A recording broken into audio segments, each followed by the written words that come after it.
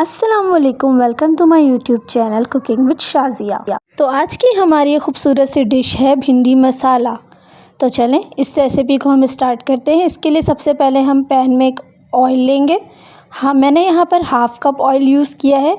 Half cup oil کو ہم گرم ہونے دیں گے۔ جب آئل اچھی طریقے سے گرم ہو جائے گا تو ہم اس میں ڈالیں گے زیرہ شامل کرنے کے بعد اسے تھوڑی دیر کے لیے ہم پکائیں گے۔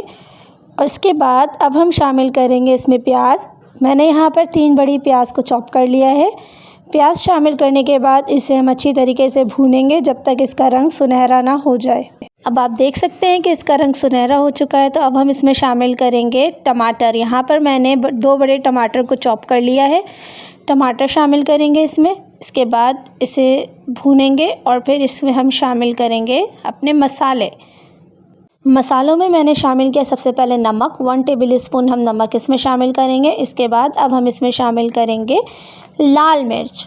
1/2 ٹیبل اسپون لال مرچ کا پاؤڈر میں نے اس میں شامل کر دیا ہے۔ اس کے بعد اب ہم اس میں شامل کر دیں گے کٹی ہوئی لال مرچ۔ کٹی ہوئی لال مرچ جو ہے میں نے 1/2 ٹیبل اسپون اس میں شامل کی ہے۔ اس کے بعد اب ہم شامل کریں گے چاپ کی ہوئی ہری مرچیں۔ میں نے 2 عدد ہری مرچیں اس میں شامل کی ہیں۔ اس کے بعد اب ہم شامل کریں گے پودینہ۔ آدھا گڈی میں نے اس میں پودینہ شامل کیا ہے، اور اس کے پودینہ شامل کرنے کے بعد اب ہم اسے اچھی طریقے سے مکس کر لیں گے، اور مکس کرنے کے بعد اسے ہلکی آنچ پر ڈھک کر پکائیں گے تاکہ ٹماٹر ہماری اچھی طریقے سے گل جائے۔